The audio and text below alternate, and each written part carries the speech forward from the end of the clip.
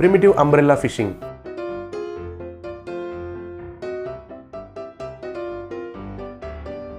मार्कापुर के गांव में चकमा कहकर एक नौजवान रहता था। वो हर रोज दैनिक मजदूरी का काम पर जाता था तो और एक दिन मेस्त्री जैसा कुली का काम करता था। ऐसे वो उनका बूढ़े माँ पिता का देखभाल करता था। उसको हर रोज एक छतरी में मछलियां पकड़ते हुए जैसे एक सपना आता था। वो तुरंत नींद से जागकर, क्या है ये सपना रोज देख रहा हूँ, छतरी से मछलियां पकड़ना क्या है, मुझे तो कुछ समझ में नहीं आ रहा है, सोचता था। एक दिन, माँ पिता मुझे माफ कीजिए, मैं आपको कम से कम खाना तक नहीं खिला पा रहा हूँ। ये दैनिक मजदूरी का काम कहे तो एक लॉटरी जैसा है, किस दिन काम मिलेगा और किस दिन काम नहीं मिलेगा ये नहीं कह सकते है। मैं जाकर कहीं महीने का वेतन का काम देखता हूँ, वेतन कम आने से भी कम से कम गारंटी तो रहता है। आखिर में एक फैंसी दुकान पर गया। उसका मालिक से, मालिक मैं बहुत मुश्किलों में हूँ, मुझे कौन सा भी काम बहुत जरूरी है, कृपया करके आपके दुकान में काम दीजिए, आपको प्रणाम करता हूँ। बाबू, इस देश में अनावृष्टि आकर सारे व्यापार गिर गए हैं, मेरे व्यापार ही सही नहीं चल रहा है और तुमको क्या काम दे सकता हूँ, बोलो। ऐसे मत कहिए, एक काम करते हैं, आपका दुकान में से कुछ चीज मुझे दीजिए, मैं उनको एक ठेके पर रखकर गांव में घूमकर बेचता हूँ, मिले पैसों में मुझे थोड़ा दीजिए। ऐसा किया तो आपका सेल भी बढ़ता है ना जी। ये तो सच है, आइडिया तो अच्छा है। ठीक है, कल ही काम शुरू करो, मिले पैसों में तुझे तोड़ा देता हूँ। अगले दिन मालिक उनके दुकान में से कई तरीके के आइटम्स उनका ठेके पर लगाया। चकमा ठेके को धक्का देते हुए निकल पड़ा। आइए मैडम आइए, फैंसी आइटम्स, पाउडर के डब्बे, कलरफुल कंघी, हेयर ऑयल्स, बिंदिया। आइए सर आइए, जेंट्स के लिए भी फैंसी आइटम्स, बेल्ट, चश्मे और छतरियां, बच्चों के लिए कई तरीके के खिलौने। आइए आइए, आपका घर के सामने ही फैंसी आइटम्स कहकर पुकारने लगा। लोग आकर उनको खरीदने लगे। शाम में जाकर पैसे मालिक को दिया तो वो बहुत खुश हो गया। तब चकमा को 100 रुपए दिया। ये क्या है मालिक, खाली 100 रुपए ही दिए, मैं तो 2000 से ऊपर बेचा था, जरा देख कर दीजिए, कूली का काम के लिए जाने पर भी 300 रुपए मिलते हैं ना। क्यों भाई, पूरा निवेश तो मेरा है, तुमने क्या किया, खाली पीली गांव में घूमकर बेचा है बस। 100 रुपए तुम तीनों को खाने के लिए काफी होगा, पसंद है तो बेचो, नहीं तो नहीं, कल से दूसरा आदमी को देखता हूँ, अच्छे से सोच लो। नहीं, ऐसा मत कीजिए, मुझे 100 बस है। इतना ही नहीं, तुम्हें यकीन करके इतना माल तो दे रहा हूँ, अगर कुछ हुआ या डैमेज हुआ तो तुमको ही नुकसान भरना होगा, ये याद रखो। ऐसे चकमा बेचारा रोज घूम घूम कर बेचने लगा। लेकिन शाम में तो मालिक पूरा पैसे लेकर उनको 100 रुपए ही देता था। एक बार चकमा जंगल के रास्ते में जा रहा था तो अचानक तूफान आया।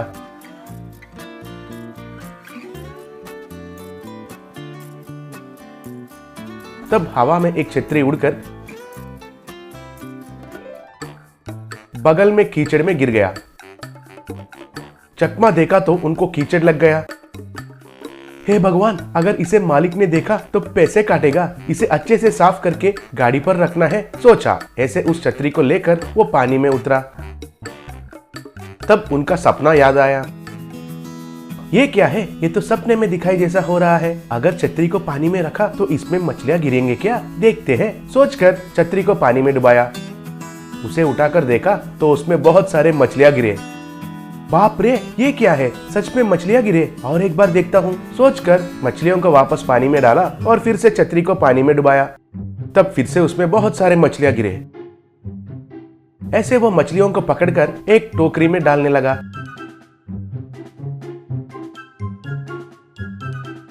और उनको लाकर बाजार में बेचा तो उनको बहुत सारे पैसे मिले। चकमा वापस आकर ठेके को मालिक को देकर पैसे दिया। तब मालिक उनको 100 रुपए दे रहा था। नहीं मालिक, उसके बदले मुझे ये छतरी चाहिए। छतरी से तुम क्या करोगे, ऊपर से ये तो बारिश का मौसम भी नहीं है, ठीक है तुम्हारी मर्जी, कहकर छतरी को उनको दिया। मालिक, मैं कल से काम पर नहीं आता हूँ, कोई दूसरे को देख लीजिए, ये छतरी मेरे पास है तो वही बस है, कहकर जा रहा था तो मालिक को कुछ समझ में नहीं आकर सर खुजालने लगा। उस दिन से चकमा उस छतरी से मछलियों को पकड़कर उन्हें बेचकर खुशी से जीने लगा। गरीब बाप पंचर वाला। बिहार में भिक्कू नाम का एक पंक्चर वाला रहता था। वो बहुत भोला था।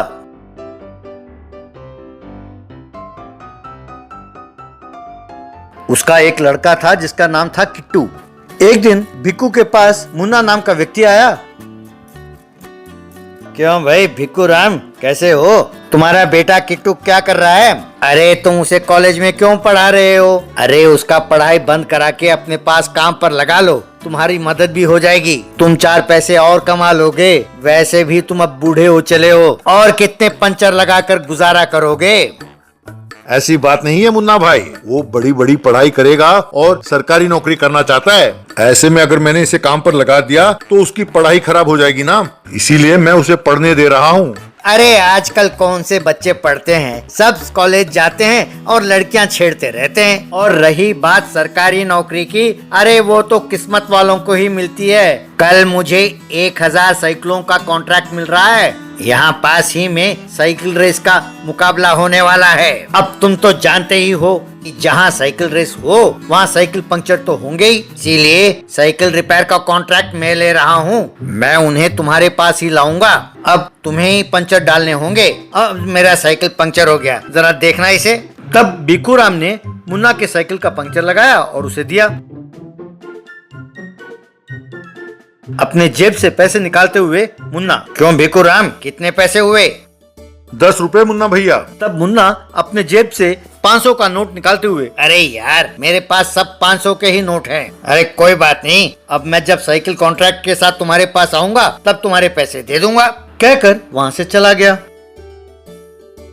किट्टू तभी वहाँ आया। उसने ये देखा और ये क्या बापू, वो मुन्ना आता है और कहानी सुनाकर अपना उल्लू सीधा करके चला जाता है और आप उससे पैसे भी नहीं लेते। अरे देगा बेटा, जाएगा कहाँ? अरे वो अपने जान पहचान का ही है ना बेटा। अरे तुम्हारे भोलेपन की वजह से तुम्हारा बहुत नुकसान हो रहा है बापू। मैंने जो एसआई का एग्जाम लिखा था उसमें मैं सेलेक्ट हो गया हूँ। अब कुछ ही दिनों में मैं ट्रेनिंग के लिए जा रहा हूँ बापू। ये तो बहुत ही अच्छी खबर है बेटा। अब मुझे कोई चिंता नहीं, मेरा बेटा सरकारी नौकरी करता है अब। अरे बापू, इतने दिन घर के लिए तुमने बहुत कुछ कर लिया है, काफी है। अब तुम ये पंचर लगाना छोड़ दो, मैं तुम्हारा बढ़िया ख्याल रखूंगा बापू। नहीं बेटा, मैं भी कुछ काम करूंगा तो मेरा भी मन लगा रहेगा। अब जब तक शरीर में ताकत है काम करता रहता हूँ बेटा, कहकर अपना काम करने लगा। मुन्ना को पता चला कि भिक्कू राम का बेटा एसआई बना है। तब एक दिन वो आया।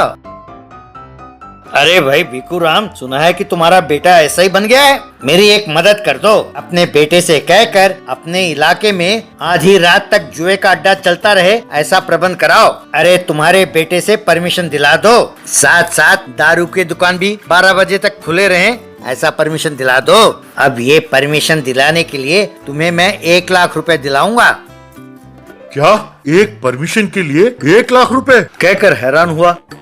अरे 1 लाख रुपए कौन सी बड़ी बात है, हर काम के लिए अलग अलग रेट हैं। अब मैंने बताया तो तुम हैरान हो जाओगे। तुम जरा परमिशन तो दिलाओ, वैसे ये पंचर की दुकान बंद करो और परमिशन की दुकान खोल लो।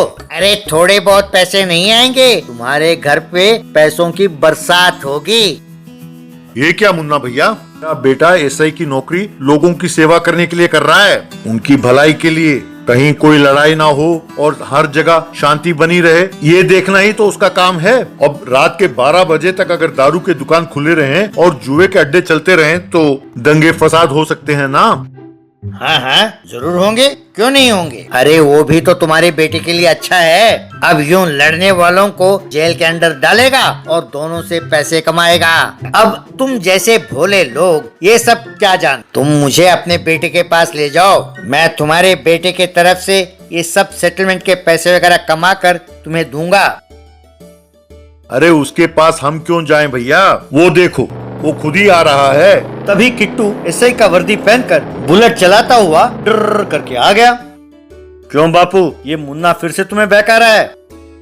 हाँ बेटा, कहता है कि लोगों के और तुम्हारे बीच में ये दलाल बनकर कुछ सेटलमेंट कराएगा और उसके लिए पैसे लेगा। कहता है वो पैसे कमा कर तुम्हें देगा। वो मेरे पीछे पड़ गया है बेटा। क्यों रे मुन्ना, साइकिल पंक्चर के तो पैसे तुम दे नहीं सकते और तुम सेटलमेंट कराओगे? तुम ईमानदार ऑफिसर को रिश्वत देते हो, कहकर उसे पकड़कर खूब मारा। अरे माफ कर दो किट्टू साहब, मेरे से गलती हो गई, माफ कर दो, कहकर मिन्नतें करते हुए वहाँ से भाग गया।